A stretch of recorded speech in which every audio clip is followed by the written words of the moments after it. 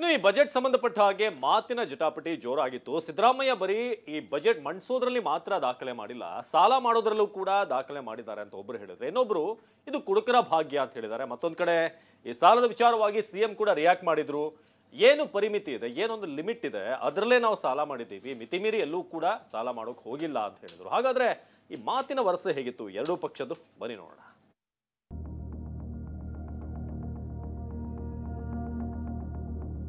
ಲೂಟಿಕೋರ ಸರ್ಕಾರಕ್ಕೆ ಅಭಿವೃದ್ಧಿ ಶೂನ್ಯ ಸರ್ಕಾರಕ್ಕೆ ಸಾಲದ ಭಾಗ್ಯವನ್ನ ಈ ನಾಡಿನ ಜನತೆ ಮೇಲೆ ಹೊರಿಸಿದ್ದಾರೆ. 24.91% ನಲ್ಲಿ ಸಾಲ ಮಾಡಿದ್ದೀವಿ. ಅತಿ ಹೆಚ್ಚು ಸಾಲ ಮಾಡಿದ ಕುಖ್ಯಾತಿಯೂ ಅವ್ರದ್ದೇ. ಸೆಂಟ್ರಲ್ ಗವರ್ಮೆಂಟ್ ಅಂತೂ ಕೊಡ್ಲಿಲ್ಲ, ನಮ್ ಗವರ್ಮೆಂಟ್ ಅವ್ರು ಕೊಡ್ಬೇಕಲ್ಲ, ಅದಕ್ಕೆ ಕೊಟ್ಟಿದೆ. ಇದೊಂದು ಜನ ವಿರೋಧಿ ಮತ್ತು ಅಭಿವೃದ್ಧಿ ವಿರೋಧಿ ಬಜೆಟ್. ಅನ್ನ ಭಾಗ್ಯ ಹೋಯ್ತು, ಈಗ ಕುಡುಕರ ಭಾಗ್ಯವನ್ನ ಕೊಡುವಂತ ಸಿದ್ದರಾಮಯ್ಯ 100ಕ್ಕೆ 100 ಒಳ್ಳೆ ಬಜೆಟ್ ನ ಬೆಂಗಳೂರಿಗೆ ಘೋಷಣೆ ಮಾಡಿದ್ದಾರೆ. ಬಜೆಟ್ ಟೀಕಿಸಿದ ಬಿಜೆಪಿ ವಿರುದ್ಧ ಸಿದ್ದರಾಮಯ್ಯ ಕೆಂಡ. ನಿಯಮದಂತೆಯೇ ಸಾಲ ಮಾಡಿದ್ದೀವಿ ಎಂದ ಸಿಎಂ. ಬಜೆಟ್ ಮಂಡನೆಗೆ ಬಿಜೆಪಿ ನಾಯಕರು ಟೀಕೆ ಮಾಡ್ತಿದ್ದಾರೆ, ಮತ್ತಷ್ಟು ಸಾಲ ಹೊರಿಸಿದ್ದಾರೆ ಅಂತ ಬಿಜೆಪಿ ಶಾಸಕ ಅಶ್ವಥ್ ನಾರಾಯಣ್ ಆರೋಪಿಸಿದ್ರು. ಸಾಲದ ಭಾಗ್ಯ ಅಂತ ಟೀಕೆ ಮಾಡಿದ್ರು. ಇದಕ್ಕೆ ತಿರುಗೇಟು ಕೊಟ್ಟ ಸಿಎಂ ಸಿದ್ದರಾಮಯ್ಯ, ನಾವು ನಿಯಮದಂತೆಯೇ ಸಾಲ ಮಾಡಿದ್ದೀವಿ ಅಂದ್ರು. ಸಾಲದ ಭಾಗ್ಯವನ್ನ ಈ ನಾಡಿನ ಜನತೆ ಮೇಲೆ ಹೊರಿಸಿದ್ದಾರೆ. ಈ ಬಾರಿ 1,16,000 ಕೋಟಿ ಸಾಲವನ್ನು ತಗೊಂಡಿದ್ದಾರೆ. ಕಳೆದ ಬಜೆಟ್ ಏನು 3,70,000 ಕೋಟಿಗೆ ಬಜೆಟ್ ಅನ್ನು ಮಾಡಿದ್ರು, ಆ ಬಜೆಟ್ ಅನ್ನ ಇಳಿಸಿದ್ದಾರೆ. ಹೀಗಾಗಿ ಇವರು 4,09,000 ಕೋಟಿ ಬಜೆಟ್ ಮಾಡ್ತಿದ್ದಾರೆ. ಈ ಬಾರಿನೂ ರೆವಿನ್ಯೂ ಡೆಫಿಸಿಟ್ ಬಜೆಟ್. ಇತಿಹಾಸದಲ್ಲಿ ಯಾರ ರೆವಿನ್ಯೂ ಡೆಫಿಸಿಟ್ ಬಜೆಟ್ ಅನ್ನು ಕೊಡ್ತಾ ಇದ್ದಾರೆ ಅಂದ್ರೆ ಮಹಾತ್ಮರು ಈ ಸಿದ್ದರಾಮಯ್ಯನವರು. ರಾಜ್ಯ 25% ಗಿಂತ ಹೆಚ್ಚು ಸಾಲ ಮಾಡಬಾರದು ಅಂತ ಇರ್ತದೆ. ನಾವು 24.91% ನಲ್ಲಿ ಸಾಲ ಮಾಡಿದ್ದೀವಿ.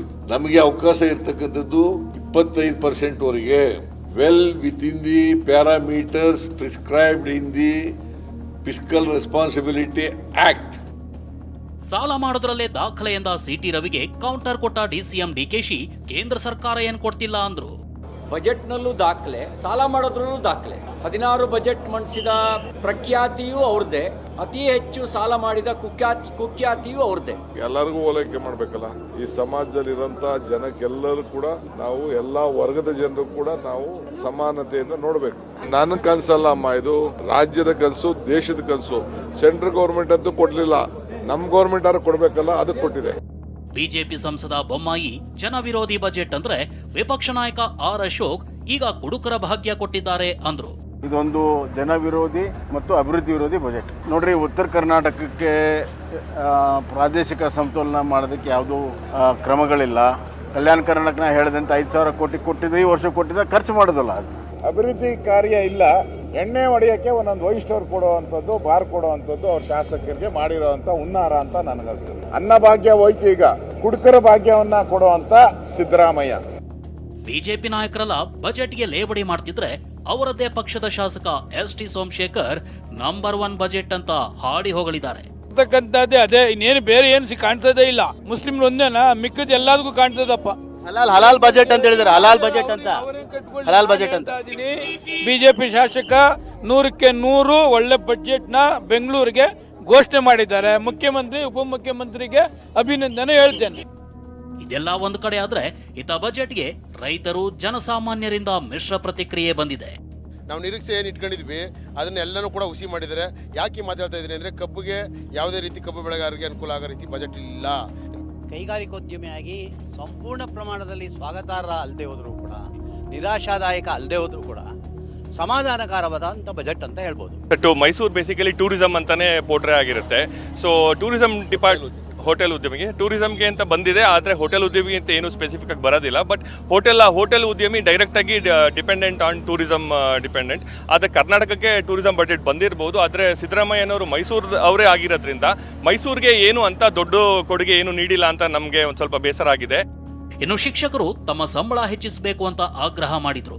ನಮಗೆ ಇದು ತುಂಬಾ ಕಮ್ಮಿ ಸರ್. ಇದು ನಮಗೆ 25,000 ಮಾಡಿ ಅಂತ ನಾವು ಘೋಷಣೆ ಕೂಗ್ತಾ ಇದ್ದೀವಿ.